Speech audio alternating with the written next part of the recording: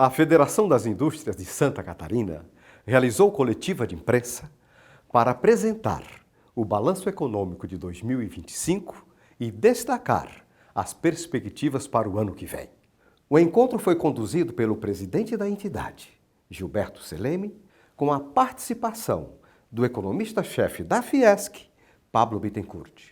O futuro ele é incerto, mas nós somos resilientes, nós temos certeza que Santa Catarina vai se dar muito bem em 2026, porque nós temos uma indústria moderna, indústria pujante, com inovação tecnológica, e o empresário de Santa Catarina faz o diferencial de todo esse parque industrial que nós temos, a diversidade de indústrias que nós temos. A palavra, acho que mais importante para esse ano é a diversidade, né? Quer dizer, a diversidade de produtos que são feitos aqui em Santa Catarina foram determinantes de um nível de produção superior à média nacional. Então, Santa Catarina assim, consegue manter esse nível de desenvolvimento em grande medida explicado por um nível, né, de atividade industrial que, aliás, né, é o maior nível, a gente chama de densidade industrial, o maior valor adicionado industrial por pessoa do Brasil. A indústria no Brasil cresceu 0,8 até agora, em Santa Catarina 2,8. É um crescimento muito superior de Santa Catarina.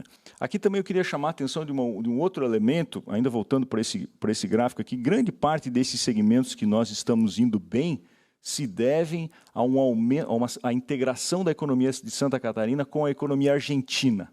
Tá? A Argentina cresceu muito rápido no último ano, voltou a produzir e a gente entrega bens intermediários para a Argentina. As exportações aumentaram cerca de 25%. Praticamente compensa as perdas que nós tivemos nas exportações para os Estados Unidos. A gente teve um grande impacto do tarifaço em diversos segmentos, todos os segmentos que são exportados para os Estados Unidos tiveram impacto. Assim, quase todos, né? Tem uma coisinha ou outra que a gente continuou exportando, até cresceram as exportações, mas a maior parte, cerâmica, madeira, móveis, bombas, motobombas, tudo isso caiu significativamente as exportações para os Estados Unidos, mas a gente compensou com exportações para a Argentina de outros produtos, não dos mesmos produtos, de outros produtos, e para exportação para o Chile, Arábia Saudita e diversos outros mercados. Por isso, a gente acredita que ainda há a possibilidade de a gente ter um recorde de exportação nesse ano. Então, a causa seria uma capacidade de diversificação de destino dos produtores catarinenses, certo? E um crescimento significativo da economia da Argentina, que abre mercados, né, claramente, para essa integração econômica das duas regiões. O tarifaço ele atingiu bem Santa Catarina, principalmente no ramo de madeira e imóveis. Então, se o tarifaço cair, ele não vai zerar, a gente não acha que não vai zerar, mas se vier pela metade, de 50 para 25, essa curva vai mudar ali. Mas até fevereiro, o próximo trimestre do ano que vem, a gente não vê perspectiva.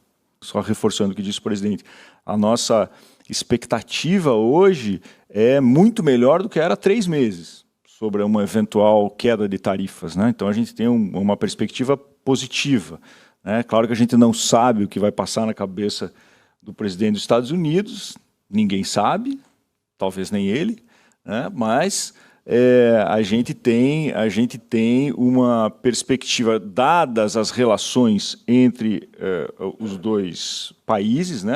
A presença de relações entre os dois países, a gente tem uma perspectiva positiva nesse campo também.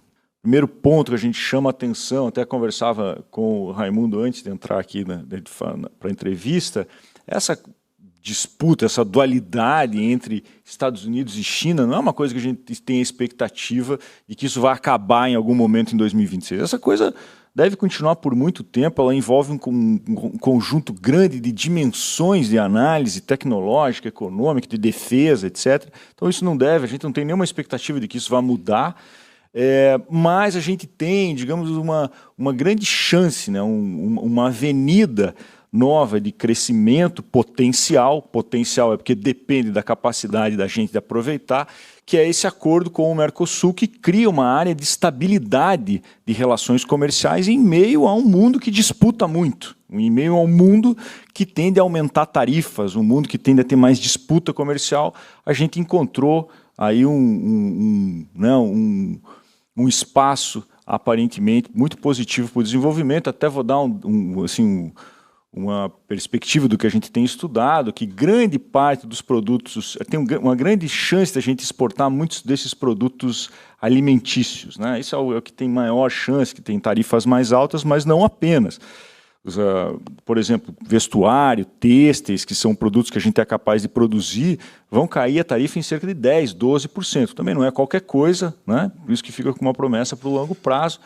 Adicione-se a isso, quando a gente olha do ponto de vista das importações, o que deve acontecer é uma substituição de importações. Quer dizer, a gente vai passar a comprar importados da Europa mais baratos em relação a importações que a gente já faz de outros países. Então não tem uma substituição de produção nacional. Eles não competem com a gente nos produtos que a gente faz, eles competem com outros países pelo mercado brasileiro. Em geral, né? Claro que não é só isso. Mas a gente vê assim, então, o acordo com o Mercosul como